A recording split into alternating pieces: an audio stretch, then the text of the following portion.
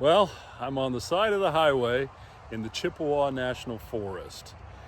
Yesterday was an amazingly awesome day, but today hasn't turned out near as well.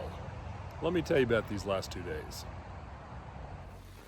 While I got a good chunk of work done in the Foreman City Park, I was definitely ready to hit the road.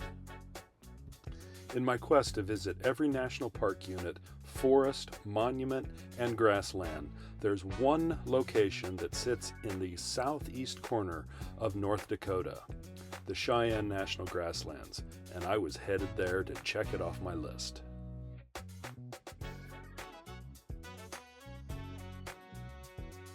I pulled into Jorgen's Hollow Campground and found an absolutely fantastic campsite.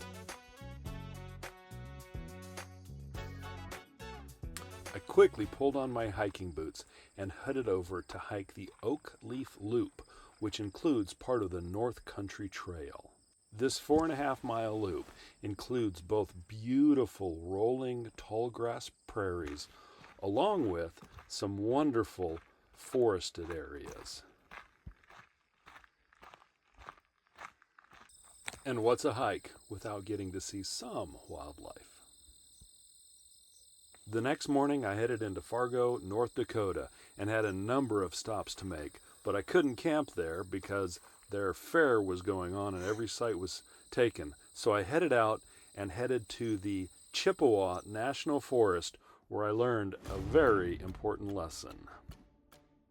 If the forest road looks like this off of the pavement, it might seem okay for a while, but it can turn into this. And then it can get even worse. Well, obviously I lived, but I found myself going down a kind of muddy slope into what should have been a road, but actually was more of a lake.